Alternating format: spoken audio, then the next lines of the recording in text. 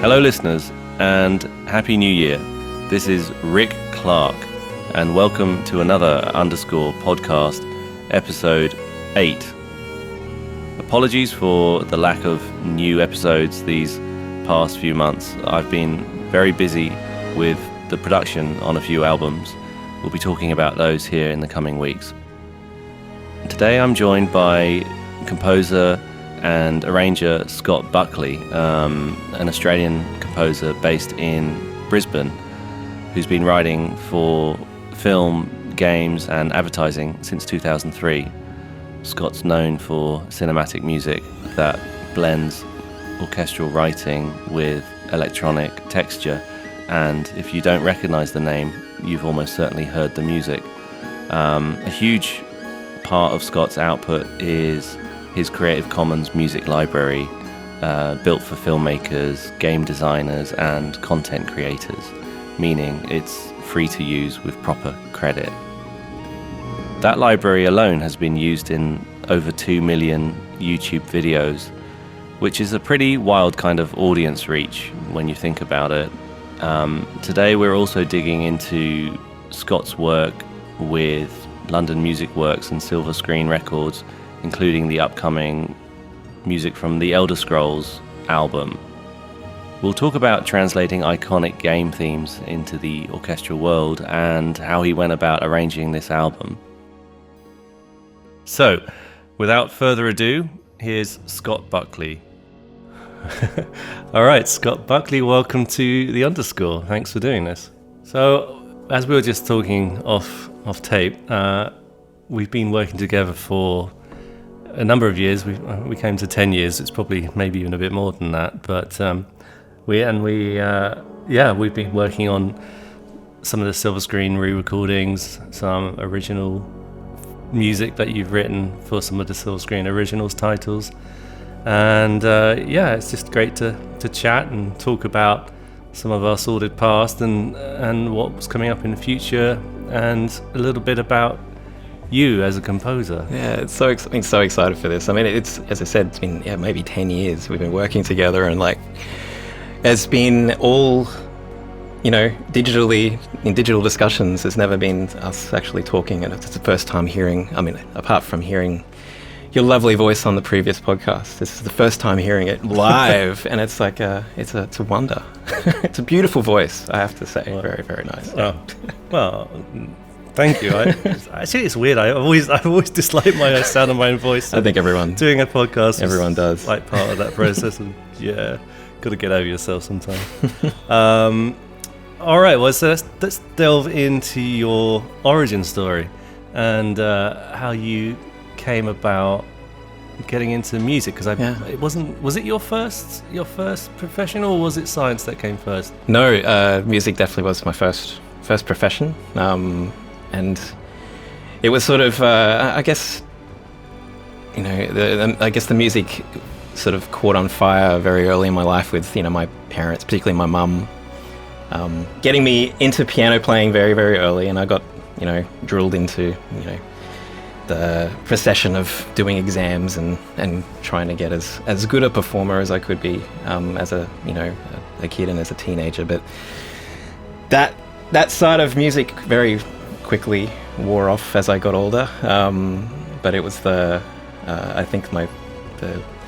film music, my coming across composers like John Williams. I think every composer on the planet has John Williams as one of their initial influences, but I remember falling asleep as a teenager listening to Star Wars: A New Hope. I feel like that there's like a 2 CD set that I pretty much stole from my friend, and I could probably hum you the entire first CD from start to finish, just because it's just so ingrained in me. Amazing. Yeah, same. So how old are you? So was that the sort of current music when you were growing up? I'm assuming not. No. In terms of like popular music at that time, you mean like that? Well, no, I mean, so what age were you when Star Wars came out? When Star Wars. If not, were you even? Yeah, so Star Wars was definitely before I was born. I'm an 83 boy, so even though I think every kid in the 80s is probably super fond of Star Wars, I hope they are. I mean, I feel like if you grew up some part of the 80s and didn't watch and fall in love with Star Wars, then I don't understand you, really. But yeah, it was definitely before I was born, but I sort of, my family was very kind of into it, and my brother definitely was into it, and so it's kind of these sort of things. I think, Star Wars became such a huge part of popular culture, it sort of immersed itself in everything, and the music of John Williams immersed itself in everything, and it influenced other composers in other films. I loved a film called Space Camp. Absolutely obsessed with this growing up, and I didn't realize it at the time, but it was also a John Williams score, and it's probably a big part of the reason why I love that film was because of the music. Yeah, I think it's that era of film music that kind of drags a lot of people. I'm similar age to you, so I think it's just so good, it can't not. And I remember I was probably 15, 16 when I started getting into it too, and it's like the entry point to film music, I feel. And then from there, there's a whole musical world to discover. Absolutely, yeah. Very, very deep. So John Williams was a big influence in you moving away from. You say it was a classical upbringing. Yeah, it's a very classical performance. It was definitely something that I felt like very much forced to do because it made my mum happy, but it was not something that really sung to me as a thing that I wanted to do. Continuing, as I got older, when I had the choice to jump away. But that said, I still sort of was involved. One of the big things that I think that steered me in my early days as well was I had a piano teacher who was really, really deep into music technology. So she was actually her and her husband were involved in selling music technology to sort of high schools and tertiary institutions like universities and stuff, and setting up essentially music labs. So installing music notation software and whatever DAW they were selling at the time. At the time, there was actually Cakewalk, which I'm a really big fan of. Right, God, yeah, I remember Cakewalk. Yeah, and so they really got me hooked on using a computer to make music, and so that was sort of my entry point into composing using at the time it was synth, but it sort of moved into using samples, and it was all because of them, really. They were the ones that really got me hooked. Amazing. And how early did you jump on the sample train? Did you have an old Akai sampler, or was it always computer based? It was always computer based, yeah. I think I saved up for my first I actually don't know if it was really samples. If they were samples, they were incredibly lightweight samples. So it was this a program, I don't know if you've heard of it, but it's called the Edirol Orchestral Soft Synth. No. So it's Edirol is a Roland brand, and this was a product of theirs, and it's just actually like an orchestra in a box. I think it was like 100 meg, in size. But I think it was, there were samples, but probably highly compressed, I would say. And I used that for years, just dabbling around and making all sorts of weird things and short films and just exploring and trying to figure out how this thing worked. Yeah. So from there, what age was that then? That would have been sort of late teens, I guess, 16, 17 when I really got into it. Yeah. So then how did you move from that kind of hobby aspect into actually starting to write it for actual work? Yeah, I think that's always driven me is to, when I'm writing music, I always wanted to share it with people. So I was always trying to find ways to, sort of disperse it. And at the point, there was, this is the early days of the internet. So there wasn't a great deal of avenues to do that, but there were sort of websites that were, sort of MP3 download websites. So there was things like mp3.com And there was an Australian website, ep.8.com.au, and like these places where you could just upload stuff as an artist and start, distributing it out in there. And through that, I would get, little projects coming in from people who found my music and were asking, hey, can you write some music for my short film? And so that was kind of sort of my sort of way of, working my way into the industry, I guess, finding gigs through dispersion, which I think has been a big thing later in life, and sort of my present day as well. It's been a big factor in how I find work, and has been this idea of dispersion, which I guess we'll talk about later. So you built that career up slowly but surely, because I'm unsure honestly about the history of, because I know you were writing music and then at some point you kind of had enough of it. Is that right? Absolutely. That's absolutely true. Yeah. So there was a period. So I ended up. We're talking early 2000s. I finished a music degree. So I did a Bachelor of Music here in Brizzy. After I finished that degree, actually during that degree, I was starting working with a sort of music library in Los Angeles and doing a lot of custom work for film trailers. So this was obviously something I was really interested in, because at that time, I was only doing sort of local short films, and these guys were placing in, some of the biggest films of the time. So I was really interested in working with them, and that relationship grew over time, and we're getting some really interesting sort of and kind of exciting placements. Nothing like huge, but the paychecks I was getting was more than I've ever experienced before in my life. So it was like this sort of excitement that came with that, and it eventuated that we decided that I'd move to LA, and so that was a sort of the mid 2000s where I shifted from Australia to Los Angeles, and I have to say that whole sort of situation, I guess, shifted. It changed dramatically from what it was. I think it was, became very much a 9-to-5 job. It was a thing where I had to come in every day and write a certain amount of music and deliver it, and it wasn't necessarily the music that I wanted to write. It was just what was needed, and a lot of people, I guess, would be thrilled at that experience.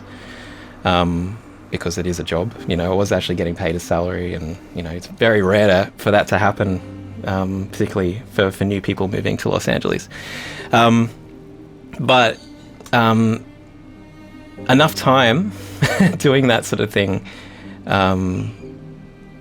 it sort of grated away at me, and it grated away to my soul of why am I doing this? It's this sort of I hate that I started to get to the point where I was hating everything I was writing. It was this kind of sort of weird relationship that I was forming. Right.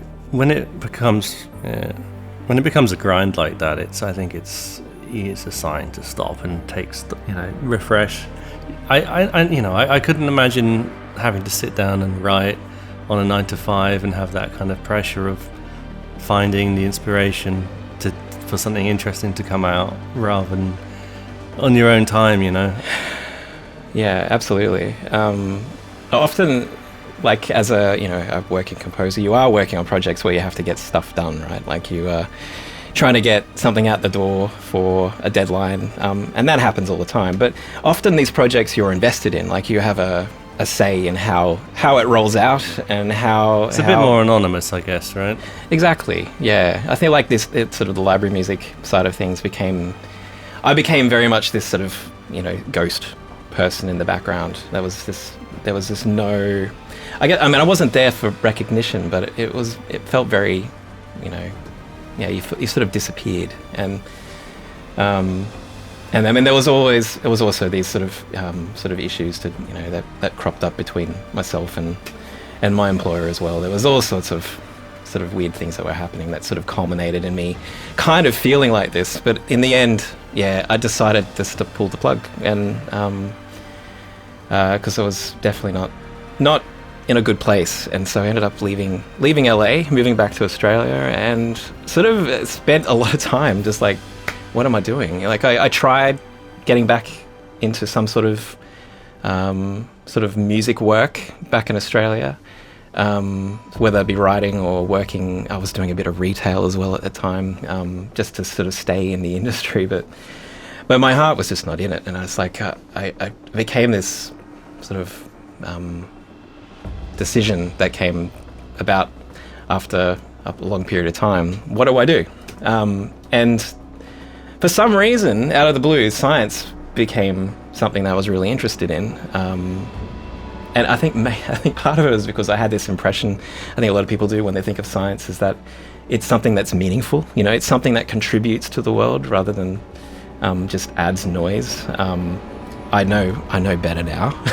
Science is just as weird as music in terms of the industry and how it operates. But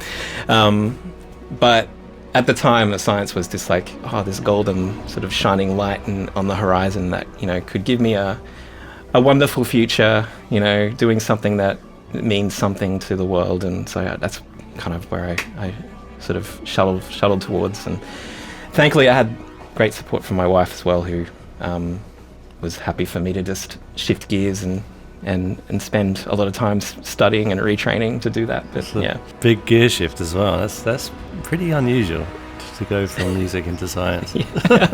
I agree. It's probably like everyone wants to do the opposite or something. Everyone wants to move into music, but I sort of shifted the other way. Yeah. But I guess you probably took the learnings from both of those experiences into what you're doing now.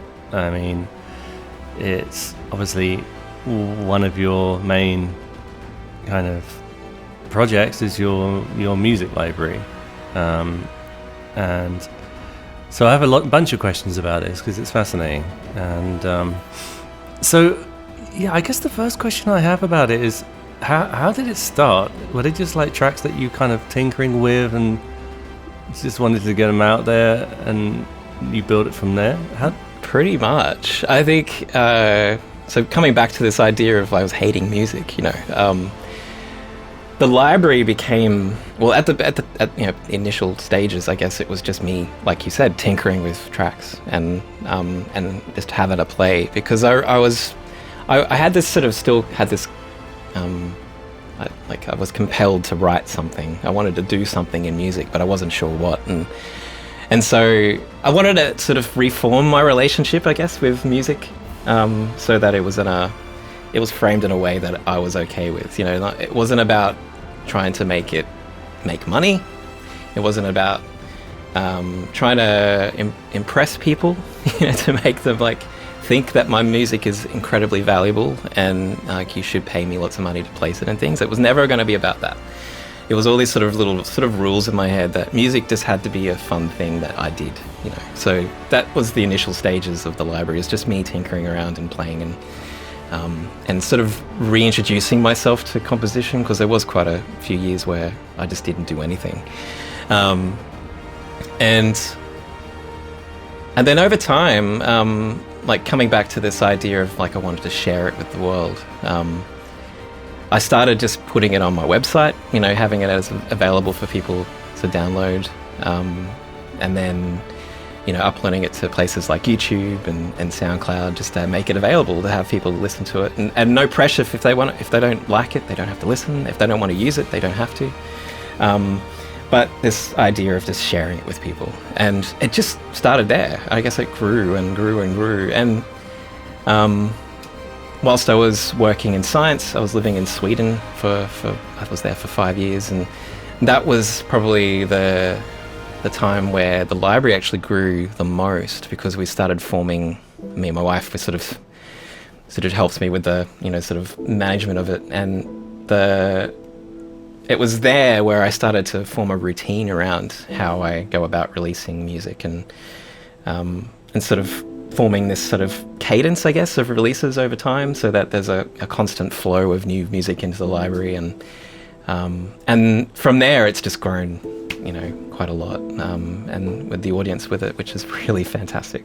So yeah, because I guess, you know, you started putting stuff on Spotify, which I know you've got a pretty solid following on now, and yeah, I mean, so I mean, I guess that, you know, you're doing it for the creative outlet, one thing, and as you say, you were wanting to get back into it, and also to help other creative people have music that they don't have to pay for, which is great.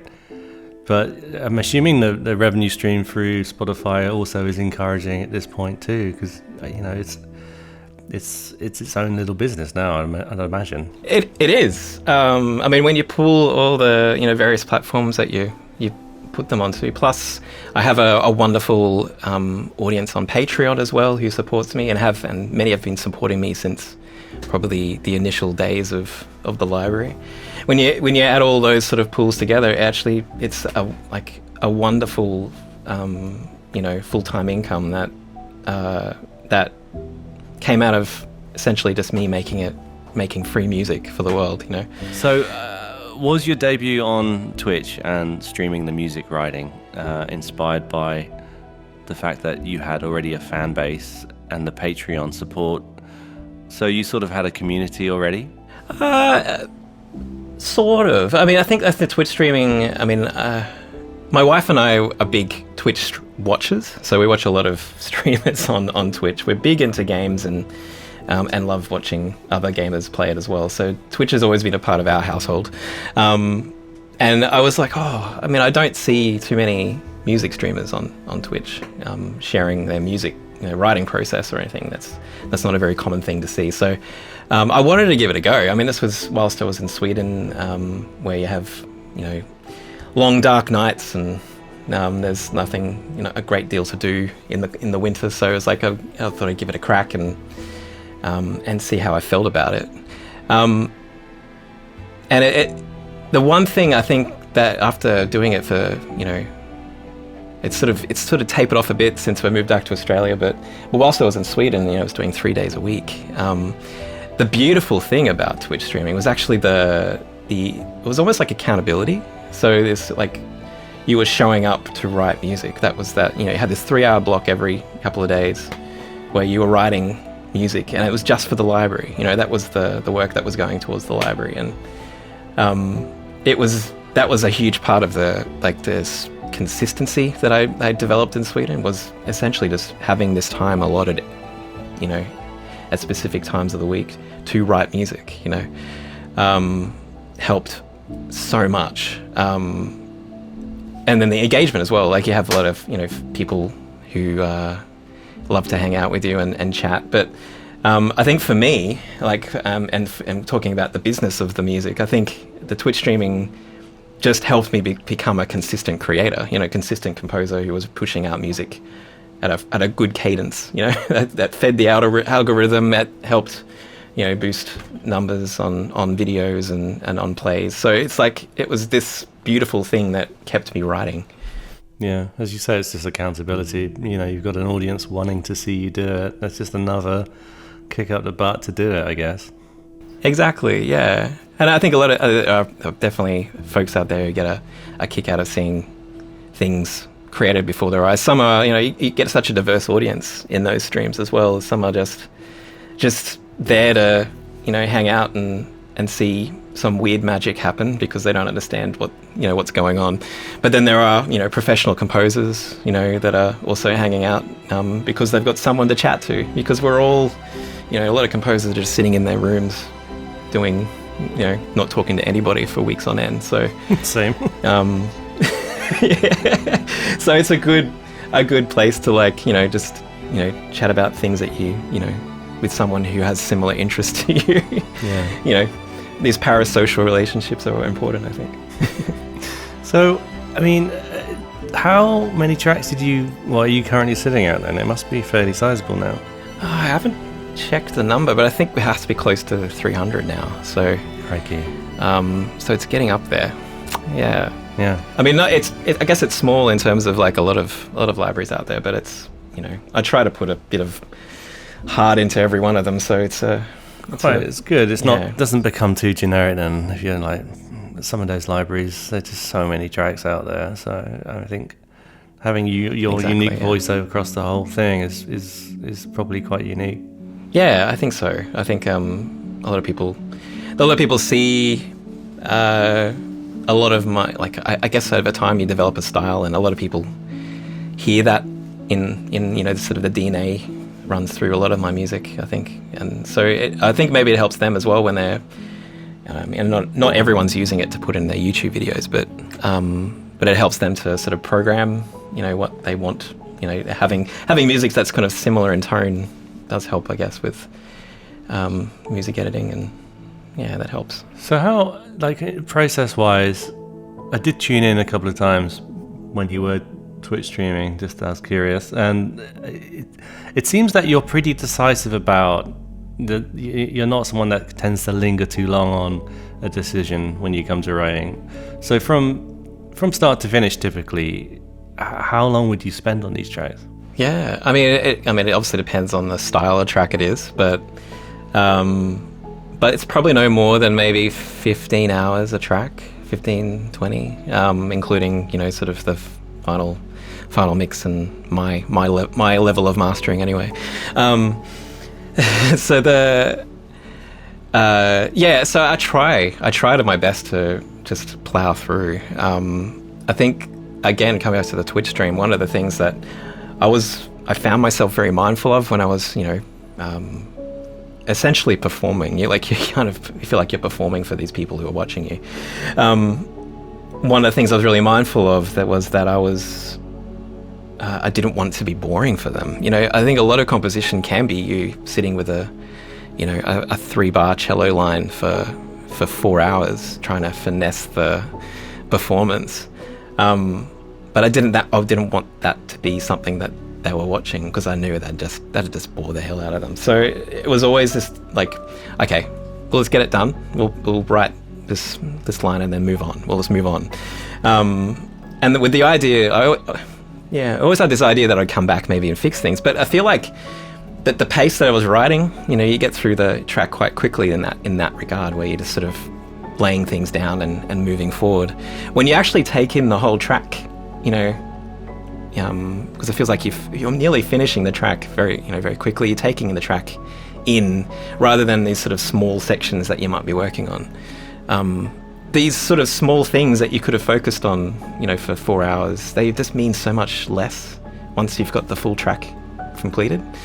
There are certain things you may need to go fix, but these small little niggles that might have bugged you earlier, they just mean nothing once you've got the full orchestra playing, everything's sort of doing its thing. They just become these little things that you probably won't ever notice in the full mix. So that was one thing I found. Yeah, and it also adds to the organic sound of it, I think the little imperfections and the way that you're playing it in live and sort of moving on, to me it makes it sound more organic and natural. And I think some people get so hung up on the perfection, and I really think that that quote, "perfection is the enemy of the good," is so true. Sometimes it's better just to get it out there, and it is what it is, and some of those little imperfections are what make it interesting. Yeah, absolutely. I think there's also this, a lot of composers,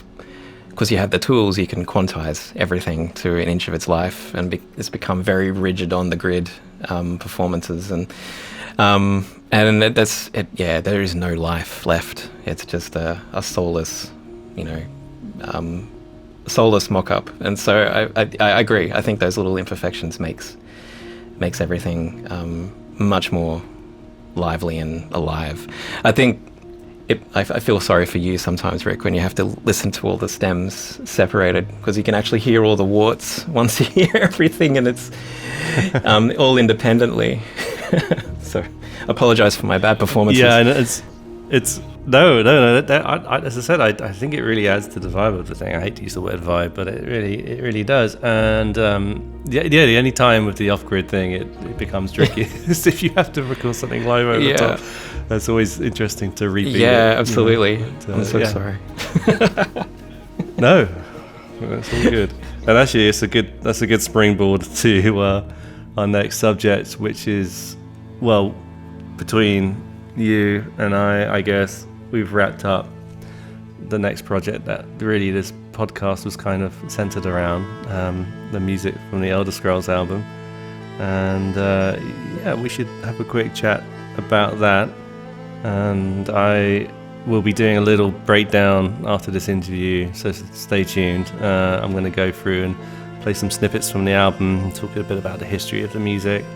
And but yeah, we should definitely get your take on how that process went and how you went about deciding how to orchestrate it, because I guess the starting point for the album was to bring all of the games together in a cohesive album, and it sounds consistent throughout, and you did a wonderful job on it. Like, it's really I'm not just pumping up your tires, it was one of the nicest albums I've worked on ever. I really love this album. Wow, thank you, mate. Really appreciate it. I mean, Elder Scrolls is sort of one of those game series that, my wife and I have been playing since year dot. Like, it's it's almost like a sacred thing in our house. It's these sort of the games that are just so meticulously crafted, even though they're a bit notoriously jank. They're those wonderful games, and the music of these games, like, to me, is sacrosanct. It's just like John Williams. I feel like it's ingrained in my brain. Yeah. And sort of amazing melodies. Amazing. Yeah, absolutely. It's so good. And a vibe that I feel like so many other games do not have. Like, there's something that's just there's a magical element in it, which is really cool. So, how did you come about the tonality of it? There are some interesting kind of anchor points throughout the album, which you can talk about. Like, did it just like naturally come to you, or did you have to sit with it for a while? I did have to sit with it. I think there are some, I guess, in the original soundtracks. There are a lot of similarities. Say the portion that said Jeremy Soule was responsible for, and that clearly has got his voice throughout, and that's from Morrowind all the way through to Skyrim. So these different games are covering different parts of this big fantasy continent, and they do have different sort of tonalities and elements to them that make them feel like they're part of that sort of particular game. Skyrim is one in particular, I think, that has a very different sort of tone to the rest of it.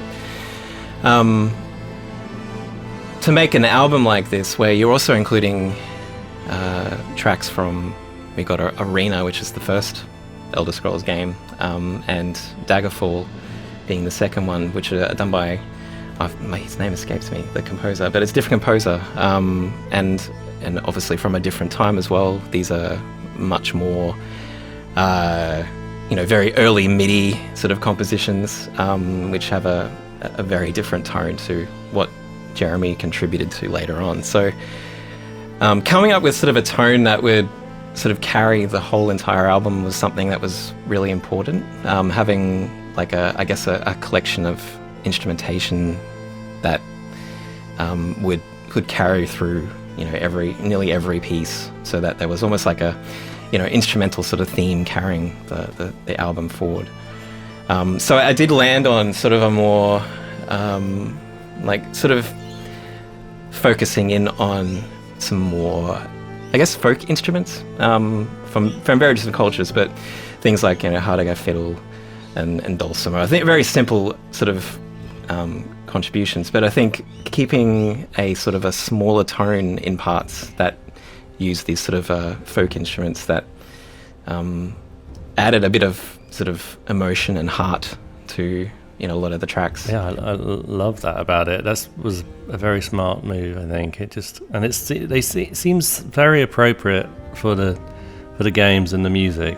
It just that Norwegian fiddle is just so magical sounding, and particularly the work you did getting an actual performer to play the fiddle on this album. My gosh, like it's another world. This whole performance, it's just so wonderful and beautiful that you can get this. It's such a beautiful contribution to the album. So lovely, better than I could ever imagine. Yeah, he was great. There's actually a guy called Olav. His second name escapes me, but yeah, he was someone that very much specializes in the instrument, and it's a beautiful looking instrument as well. If you've seen one. Yeah, absolutely. Yeah, just beautiful, ornate, and it felt very, it's very, very Skyrim. I thought very sort of Nord inspired if you're into those games. So I felt it was appropriate. I think, particularly, I feel like for a lot of people, Skyrim is the pinnacle of the series. I think most people would, if they were new to the series, probably played Skyrim, and I feel like sort of playing into that idea of these sort of boreal regions of the world throughout the entire school probably helped a lot to sort of make it more cohesive too. Yeah. No, it's honestly turned out amazing. So I'm excited for everyone to hear it. So I guess what's coming up next is the next question. Yeah, good question. So I do have a few projects that I've been working on in the background. It's not just all library work. 2025 was quite a big year for working on game soundtracks, which was something I was always keen to do, but never had a sort of an in until I met a few lovely developers and started working with them. So the first one that's off the rank this year is actually a game called Menace, which is a sort of a sci-fi, very 80s inspired tactical game, which is very hard. I suck at it. I'm very, very bad at it. But it's a wonderful game, and I got to really sort of jump into those sort of 80s cinematic references and have a lot of fun. And so that's releasing into early access on February 6th, and I'll be releasing the soundtrack, I think, the same day. So okay. So is there some space camp influence in there? Probably more. It's very dark. So it's more, I would say, like sort of James Horner Aliens or Jerry Goldsmith, that sort of darker tones, with a little bit of Starship Troopers. I don't think I could step on Will Roget's score for Helldivers, though. That was something else. But it definitely plays into those sort of over the top cinematic tropes, I think, which is a lot of fun. Must have been fun. So, I mean, most games, though, is a lot of music, right? Yeah, it is. Sort of many hours.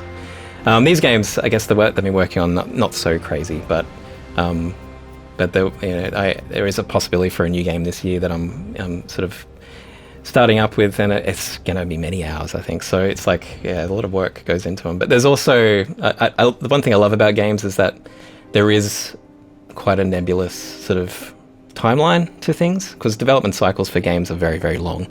As long as they don't bring you in too late in the process, you generally do have quite a long time to deliver. So you do have, obviously you hate projects just going on forever, but it's also good to be able to get it right. You have the time to actually do something that works really well. So that's one thing I really do like about the games, at least the ones I've worked on so far. So is there anything that you want to give a shout out to, or that's coming up, or any links that you'd like people to visit? I guess I would just say you can find me on all sorts of music streaming platforms. I'm on Spotify and Apple Music and Tidal and Deezer, or everywhere you're probably listening to music, I'm there. And on YouTube as well. I have a YouTube channel that I often also stream to. So if I'm doing a live stream, I'll be on Twitch as well as my YouTube channel. So if you just search for Scott Buckley on YouTube, you'll probably find me.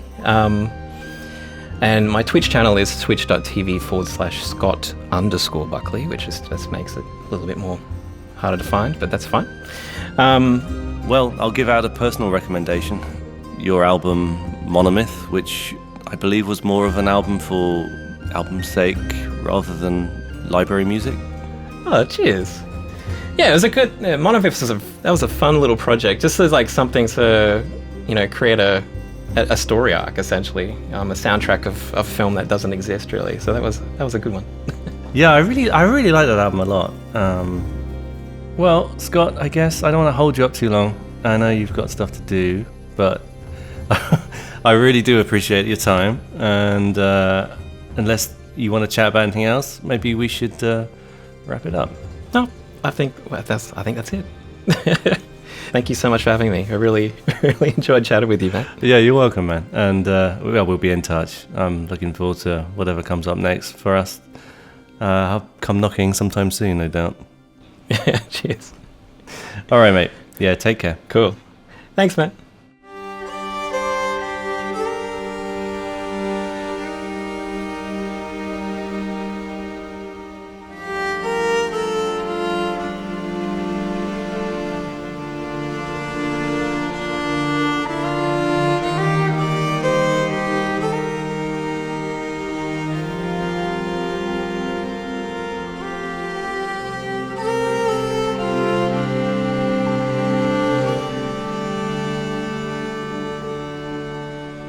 All right, so that was my conversation with Scott Buckley.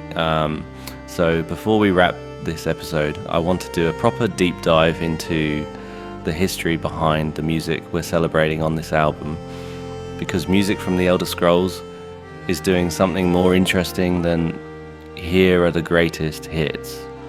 It's taking themes that were born across totally different technological eras, different game designs, and in some cases different composers,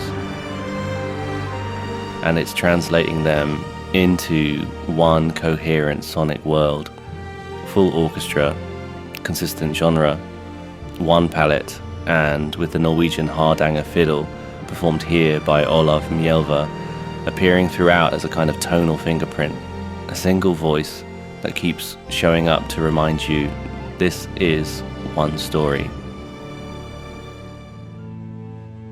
The series begins in 1994 with The Elder Scrolls Arena. It's a DOS game, and it's also basically Bethesda inventing the idea of a go-anywhere fantasy in real time.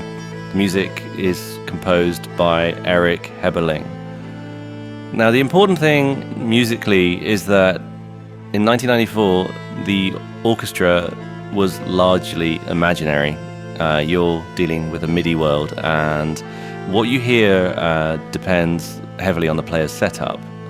So when this album opens with Tharn's betrayal, what you're hearing is not just a cue, it's a rescue mission. It's taking music that originally lived inside the constraints of early game audio and giving it a body, real depth, real dynamics, real cinematic weight. And here's where that hardanger fiddle choice becomes clever, because it immediately pulls even the earliest material into a more organic, ancient, human sound world. It stops feeling like retro game music and starts feeling like folklore.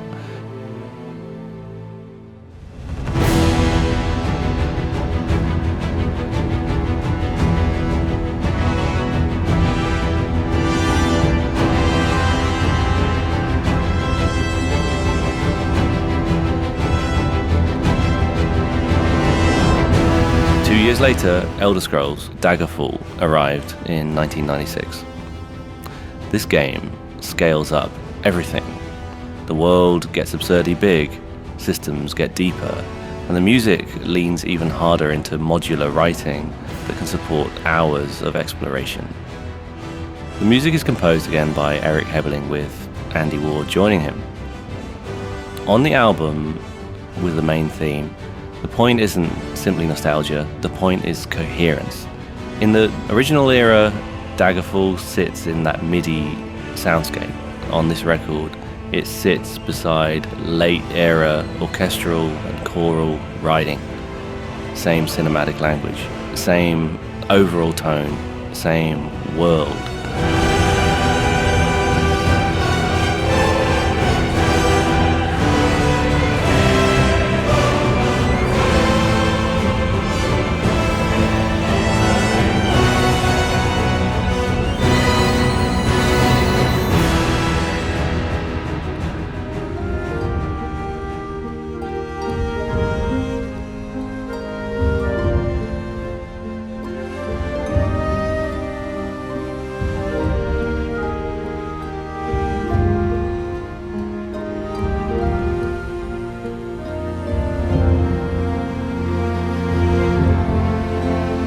After Daggerfall, Elder Scrolls goes through a period of experimentation and change, but musically, the biggest turning point comes with the third game, the Elder Scrolls 3, Morrowind, released in 2002. This is where Jeremy Soule enters as composer, and you get the main menu theme, Nerevar Rising. And here's a detail that's fun and actually relevant to the long arc. Nerevar Rising was originally titled Call of Magic. That matters because the Elder Scrolls main theme isn't a single fixed composition across the franchise. It's more like a mythic motif that keeps reincarnating. On the album, the Morrowind section does something really smart. It doesn't just include the headline theme, it includes atmosphere and travel too, with Silt Sunrise and the road most traveled. So you're not just hearing the theme, you're hearing the world, the feeling of landscape, distance, sky and solitude. And when those are orchestrated in the same genre as everything else, it helps the album feel like a continuous journey rather than a compilation.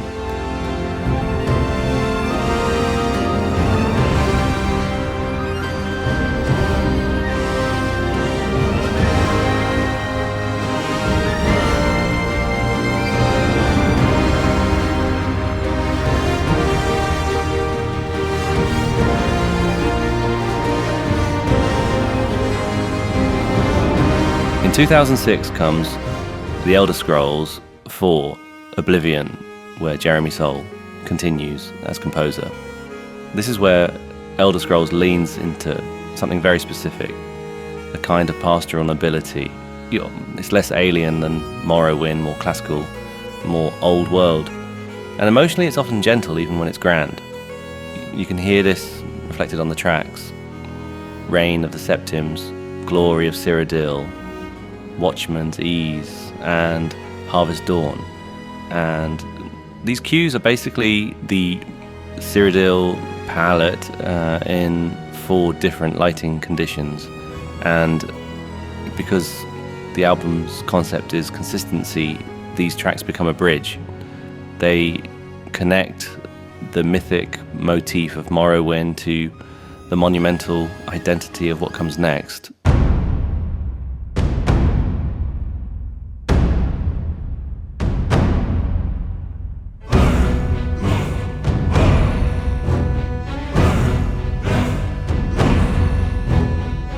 Elder Scrolls V Skyrim released worldwide on November 11th, 2011. And here's the connective tissue that makes the series feel like one myth. Dragonborn intentionally draws on earlier Elder Scrolls musical material. Wikipedia notes it borrows heavily from Nerevar Rising and also incorporates elements from Oblivion. So on the album, when you move from Morrowind into Skyrim, and not just moving forward in time, you're hearing the same myth retold with a new accent. And I love that the track list doesn't get stuck on the epic button. Yes, you get Dragonborn, but you also get the quieter, more emotional side. Far Horizons, Streets of Whiterun, From Past to Present, and Secunda. That's important because Skyrim's score is not just the battle standard. It's also the stillness, the cold air, the loneliness, the sense that the world is huge.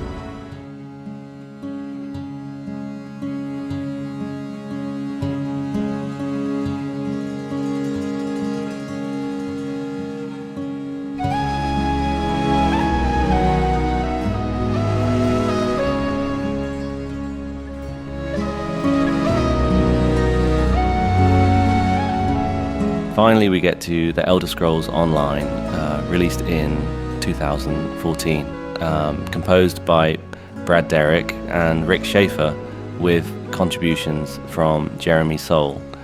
ESO is musically significant because it expands the franchise sound from one primary voice into a broader ecosystem. Different regions, different tones, different writers. Of note, here is Three Hearts as One. On this album, an instrumental version of the song for violin, performed by Will Harvey, and cello, performed by Nick Squires. It's a great example of Elder Scrolls music doing something different. It's diegetic, it's in-world, it's the sound of people inside the universe, not just the camera floating over mountains. Maluka herself describes being hired to compose music for ESO, including Three Hearts as One, originally recorded simply as voice and lute.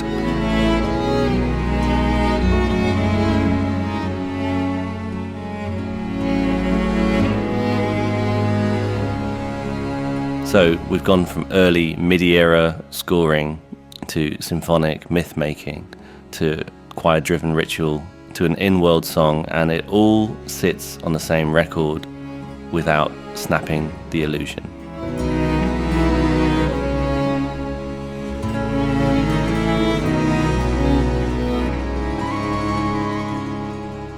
Alright, that's our deep dive. Back to the present day, where my quest log is just drink water, and I'm still somehow failing it. New year, new you, and all that. Until our paths cross again, listeners, see you on the next episode of The Underscore.